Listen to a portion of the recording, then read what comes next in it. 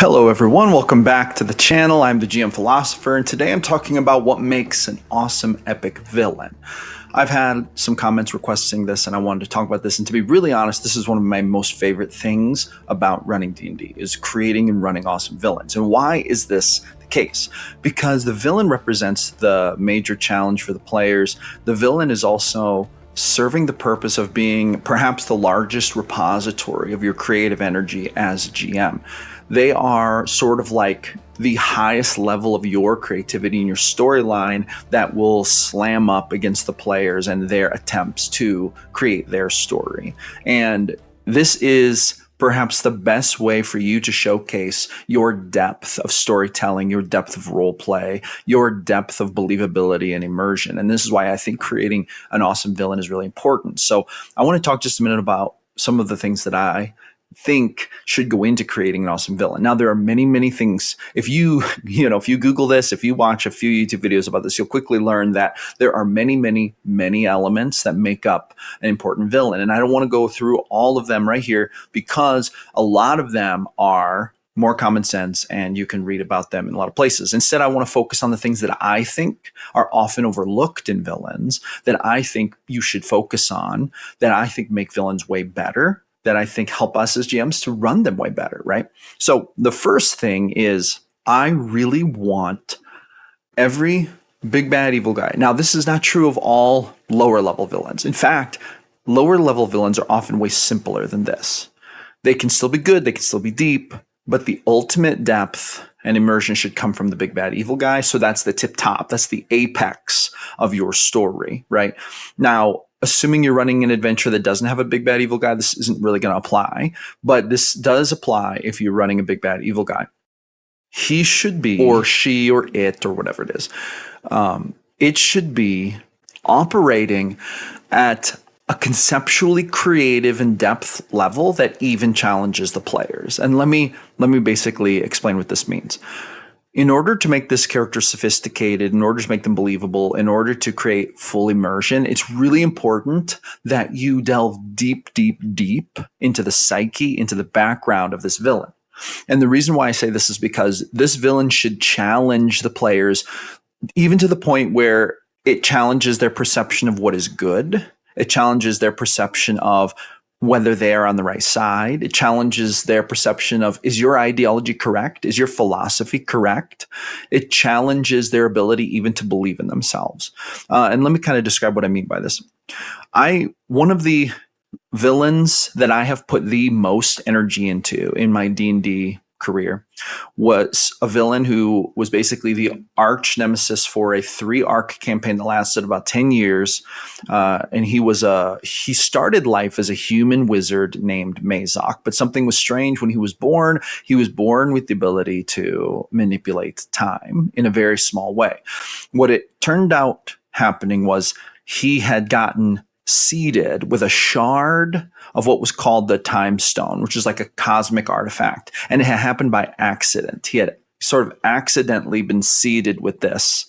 And so this gave him this crazy power that he learned to manipulate. And basically what he did was he lived his lifetime over and over again, amassing more and more knowledge. And he ended up coming to an understanding of like string theory and different strings of space-time, and it turned out he could hop between realities in different universes that were created by space-time. He came to understand that every time someone makes a decision, it creates infinitely more versions of that. And so he was able to hop around them and use them to his advantage. He was able to do different things, level up his abilities, and he was even able to get to a point where his power wasn't even so much that he had like fully mastered magic and that he had fully mastered time manipulation and that he had fully mastered the ability to just conquer his opponents.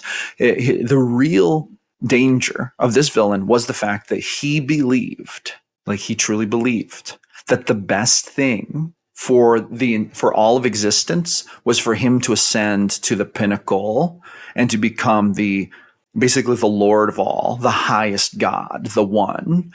And so he it was his mission to basically gather all of these cosmic stones that gave him different power over different things, and then to use them to become omniscient, omnipotent, omnipotent, omnipresent, and to basically ascend to a level where even all of the gods in all of the realms could not challenge him, to defeat them if they opposed him, and to ascend to an even higher level. It was his belief that there was like a level above godhood that no being had really ascended to. There, in this version of the story, we were basically treating Ao as like the over god of all the pantheons of gods. And the pantheons of gods were like his citizens.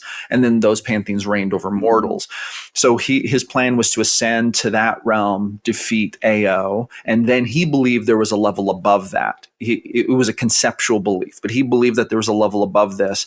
And he also believed that if someone didn't ascend to that level, then all of existence was actually in danger of succumbing to whatever power could come at them from that level. He believed that in all of the threads of existence, that there were likely beings who were at some point going to be able to ascend to that level, and that they would oppress everyone beneath them. And so, like, you could say that his idea wasn't really wrong, and actually it proved that it wasn't wrong, because in the final arc of that campaign, those beings actually came onto the scene, and in a great weird cosmic twist of things, he ended up helping the party fight those beings, because as it turned out, it was going to be a hard fight for him to defeat them, because they did possess some of these cosmic stones, like these artifacts. And so it was a pretty even battle. Mazak himself, it turned out, might not be able to stop them. So he was too late. His theory was correct, and he was actually too late. Part of the reason he was too late was because in 3 different campaigns, 3 different parties of players defeated him and stopped him from ascending. Okay, so but now the party was like going to help fight, and it was really fun. And a lot of parties from past campaigns came back. But the thing that made him such an ultimate villain was that, like, I role played him for 3 different campaigns. Through those were like 3 different phases of his life, and in many ways, I channeled a lot of my own feelings into him. Right.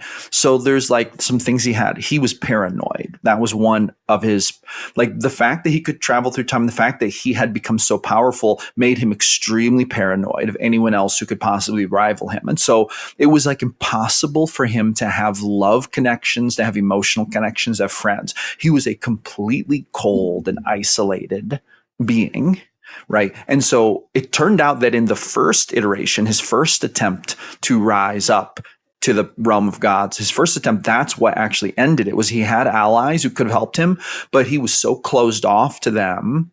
Like, he had like a band of goons were following him, basically, and one of the party members even defected to his side. But he was so paranoid that he like basically failed to share with them what kind of would have been needed, and he failed to help them and to receive the help that would have helped him to ascend. So there was like a limit. Like, he really battled this paranoia, and he treated it like a defense mechanism, but what it really was a sort of kryptonite to him, right? So this was one thing about him that I think was a really deep part of his character. And then another thing was that he believed he was right, and he didn't necessarily hate the party or want to kill them. He didn't really hate any of the mortals. He was angry at the gods because he felt like they ascended to godhood and then they just sat there and did nothing with their power. So he was angry toward the gods. He did not hate mortals, but he was actually deeply bitter and angry about the state of the universe. And he was deeply bitter and angry about the fact that nobody before him had tried to do what he was trying to do, even with all of their power. And so he saw himself as the one. He saw himself as the only one who was capable. And there was a sort of pride that came with this. And there was a sort of self-righteousness that made him believe that every decision he made and every idea he made, if he made it and believed it was right, then it was fully justified. And anyone who opposed him was actually just cosmically wrong. And so there was a dangerous God complex that kind of went with his character. And so these were the things that governed his behavior for the most part. He was also a relatively calm, cool, and collected individual. He had lived, an infinite number of lifetimes garnering his knowledge and power, to the point where that exercise had ceased to be useful to him. It was now time to make his move, right? Not that there were not beings who couldn't rival him, but he had reached the point in his trajectory of power where he needed these cosmic artifacts to go to the next level. He could not gain anything more in this world, or even in this series of realities that he had journeyed through. So to me, the thing that made him such a potent enemy was that whenever the group opposed him, it was almost like they were not really even like supposed to be a problem for him. He had this mission and they were just in his way. And he was like, I wish you would not do this. I know that you have great destinies, but this is not your destiny to try to stop me. So it was like, there was almost this, he almost liked them, and yet they chose the wrong side. And so he was going to destroy them, right? That's kind of the thing. So that was like how that arc unfolded. And that was so what made that so successful, though, was partly the sheer number of hours I put into not only role playing this character, but also thinking through his mindset and what was important to him. Another villain that was very, very successful in my campaigns, he was called the White Dragon, or Kenji Kozoko. And he was this basically like a samurai type figure. He was a magical being in the sense that he could use magic. He was actually an incredibly powerful, like, martial artist and sorcerer. Like, not a sorcerer, actually. It would have been a wizard, more like a wizard than a sorcerer. But he began his journey by being a martial artist in one of these. There was like these gateway zones between the mortal world and the infernal world. And there were actually a total of, I think there was like a total of 113 gates in my world that separated the mortal world from the nine hells. And these gates were guarded on both sides. The nine hells guarded their side, and then the mortals guarded their side. And the mortals that represented these guards made up these elite, like basically factions of warriors and spellcasters who dedicated their whole lives to guarding these gates. And Kenji Kozoko had become the commander of one of the factions who was guarding the gates to the infernals. And his job was fighting powerful devils who were trying to break the treaty, break the contract, and come through the gate. And so he was a very, very powerful, even as a mortal, he was an extremely powerful spellcaster and martial artist, just like incredibly deadly. Just like if he stepped onto the battlefield, it was just going to be a wipe, so a very, very high level. However, his origin story was that some devils managed to kidnap his daughter and take her to the nine hells. This broke the contract, but he was so overcome with like grief and he wanted revenge that he actually decided to break his vows, forsake his command, and follow them into the hells. And he kind of became like this outlaw. Not only were the devils out to get him, but also now all of the gatekeepers. He was like a criminal to the gatekeepers because he had broken his vow. So he went into the nine hells and he just fought and fought and fought to get his daughter back. And there was a wild twist. And this was actually in campaign 2 of my 3-arc campaign with Mazak, the time traveling guy. And it actually turned out that Mazak, who was being held as a prisoner in the nine hells ever since his defeat in Arc 1, because basically the gods handed him over to the devils and basically said, keep this guy under wraps. They actually gave him to Asmodeus, and he said, oh, don't worry, he will not be escaping. I will make sure of it, because Asmodeus he did not want Mazak to escape. He was like, this guy is huge trouble. I am not going to let him escape. So they put him in this prison, and he was just like, there's like impossible to escape. But he was able to mastermind a plot, and he had found Kenji Kozoko, and this was like a backup plan he had before. And he got these devils to help him. They kidnapped his daughter and they drew him into the nine hells. And then he encountered Mazak in his prison, and it led to that. And then Mazak converted him to his way of thinking. He's like, we must ascend. The world is in danger. All of reality is in danger if we do not ascend. And Kenji Kozoko became like the disciple of Mazak. And then he launched a campaign to basically his campaign was to conquer this version of the mortal world. So he like went up to the mortal world, began assembling an army, and he was basically going to conquer it, paving the way for Mazak's escape. And he tried to do that, and he assembled this huge army, and then the party was assembling an army, and there was a war, and that was what the second campaign was. However, there was also kind of a secondary ulterior motive where he was trying to get his daughter back. And Mazak had basically said, if you do this for me, I will make sure that you get your daughter back, because I have the power to do that.